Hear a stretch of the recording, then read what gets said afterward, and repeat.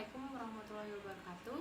Selamat sore kepada Ibu Hori selaku dosen mata kuliah Sosiologi Komunikasi dan teman-teman sekalian. Pertama-tama marilah kita panjatkan puji dan syukur kita terhadap Tuhan Yang Maha Esa karena atas rahmatnya kita masih diberi kesehatan sampai detik ini.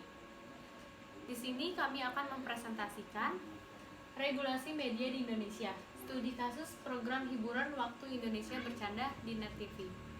Lanjut saja, yang pertama saya akan menjelaskan pengertian regulasi media di Indonesia. Pengertian regulasi media di Indonesia.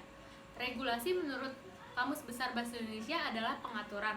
Regulasi di Indonesia diartikan sebagai sumber hukum yang formil berupa peraturan perundang-undangan yang memiliki beberapa unsur, yaitu merupakan suatu keputusan yang tertulis, dibentuk oleh lembaga negara atau pejabat yang berwenang, dan mengikat untuk umum.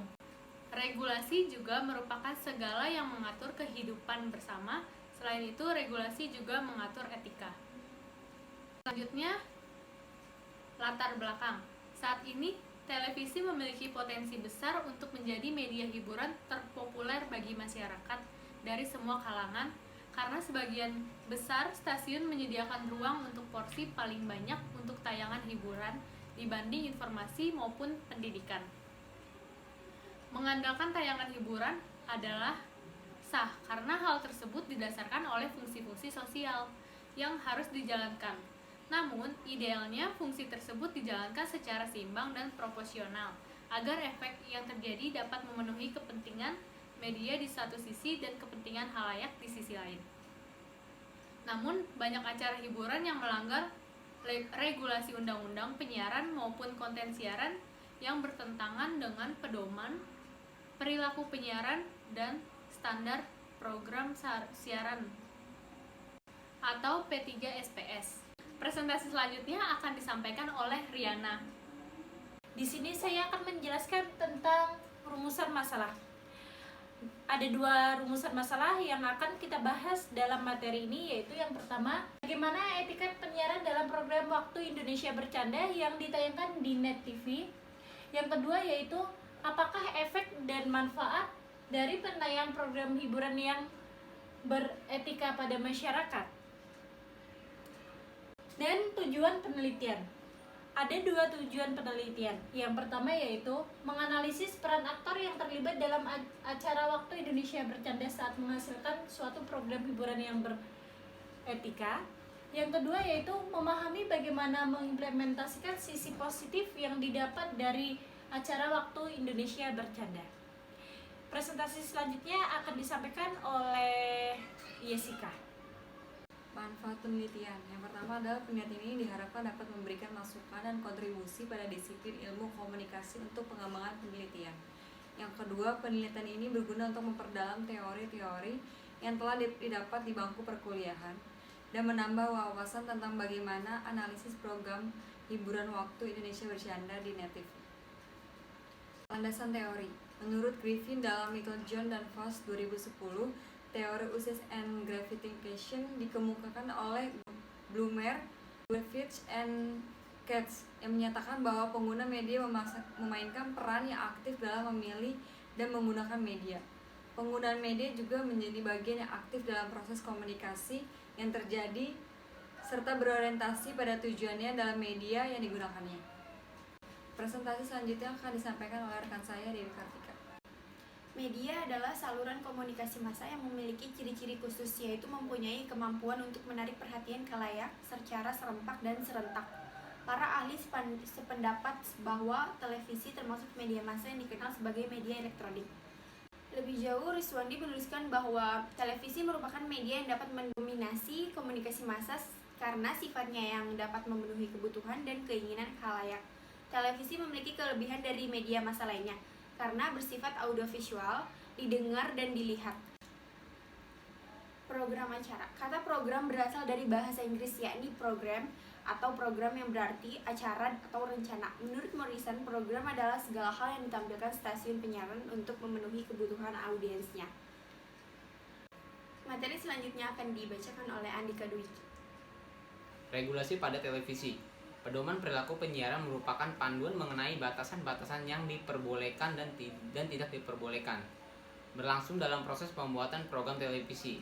Sedangkan standar program siaran merupakan panduan tentang batasan apa yang diperbolehkan ditayangkan dalam program siaran. Terdapat Undang-Undang Penyiaran Nomor 32 Tahun 2002 sebagai sumber hukum di bidang penyiaran. Pelanggaran kode etik dalam pasal 42 hal yang terkait dengan upaya stasiun televisi menjaga etika dan moral ketika melakukan penyiaran suatu program. B. Pelanggaran teknis administratif. 1. Pelanggaran ketentuan mengenai izin penyelenggaraan siaran. 2. Ketentuan mengenai jangkauan siaran atau frekuensi siaran. 3. Ketentuan mengenai muatan lokal. 4. Ketentuan mengenai hak siar. 5. Ketentuan mengenai pemilikan lembaga penyiaran. 6. Ketentuan mengenai laporan keuangan. Sanksi yang diberikan undang-undang terhadap kedua jenis pelanggaran atas terdiri dari sanksi pidana dan sanksi administratif. Sanksi pidana terdiri dari membayar denda 5 miliar atau pidana penjara 2 hingga 5 tahun. Pasal 36 ayat 5 menyatakan isi siaran televisi dilarang. 1. Bersifat fitnah, menghasut, menyesatkan atau berbohong, menonjolkan unsur kekerasan, cabul, perjudian, penyalahgunaan narkotika, mempertentang suku, agama, ras, antar golongan. Perilaku penyiaran menentukan standar isi siaran yang sekurang-kurangnya berkaitan dengan 1. Rasa hormat terhadap pandangan keagamaan. 2. Rasa hormat terhadap hal pribadi, kesopanan dan kesusilaan, pembatasan adegan seks, kekerasan dan sadisme, dan lain-lainnya. Metode penelitian. Dalam metode kali ini, kami menggunakan metode kualitatif, di mana metodologi ini adalah cara untuk atau upaya menekunkan pada aspek pemahaman secara mendalam pada suatu permasalahan. Tujuan dari metodologi ini adalah pemahaman secara luas dan mendalam terhadap suatu permasalahan secara mendalam pada suatu permasalahan yang sedang dikaji atau yang akan dikaji. Metodologi yang kami gunakan fokus terhadap kajian mengenai regulasi penyiaran pada program televisi, yaitu Undang-Undang Penyiaran 32 tahun 2002 dan pasal 36 ayat 5. Keterkaitan teori komunikasi dengan program hiburan di televisi dengan program hiburan yang fokus pada program Waktu Indonesia Bercanda. Sumber data. Jenis sumber data menurut Stopo secara menyeluruh meliputi manusia atau responden, peristiwa atau aktivitas, tempat atau lokasi, benda termasuk beragam gambar dan rekaman, serta dokumen maupun arsip. Informasi tersebut akan digali dari beragam sumber data, dan jenis sumber data yang akan dimanfaatkan dalam penelitian ini meliputi jurnal sebagai pedoman penulisan, data pustaka, dan berbagai buku serta observasi ke tempat tujuan. Di dalam metode pengumpulan data, kita menggunakan metode yaitu mewawancarai, kedua observasi, ketiga dokumentasi, selanjutnya adalah hasil dan pembahasan. Hal yang paling utama dari pembahasan program Waktu Indonesia Bercanda adalah keterkaitan dengan etika program hiburan di televisi, di mana para komedian yang terlibat saling mengingatkan satu sama lain. Contohnya, pada saat tapping terjadi salah satu komedian terbawa akan candaan yang dibuat namun dirasakan melewati batas candaan. Oleh karena itu, komedian lain mengingatkan untuk berhenti pada topik bercanda tersebut dan menyinggung untuk tidak seperti program televisi sebelah. Dari uraian keseluruhan di atas, penulisan mencoba menyimpulkan atas etika dalam program hiburan televisi, analisa program hiburan Waktu Indonesia Bercanda yang bersiaran di Net TV. Yang pertama yaitu regulasi penyiaran digunakan oleh Net TV sebagai pedoman penyiaran dari program Waktu Indonesia Bercanda. Dan yang kedua, ada sedikit pelanggaran dalam acara Waktu Indonesia Bercanda yang membawa fisik dalam candaan para pembawa acara maupun bintang tamu.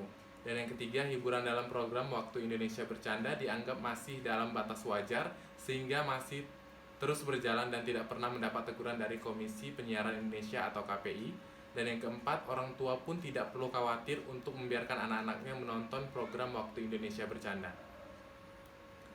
Saran dari acara Waktu Indonesia Bercanda ini adalah 1. Stasiun Net TV diharapkan dapat mempertahankan kualitas program penyiaran, di mana diketahui Net TV saat ini menjadi stasiun televisi yang banyak diminati karena program-program di dalamnya.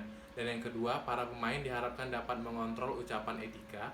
Dan yang ketiga, para pemain bisa mempertahankan cara menghibur penonton dengan tidak melakukan pelanggaran sehingga terkena teguran dari Komisi Penyiaran Indonesia atau KPI.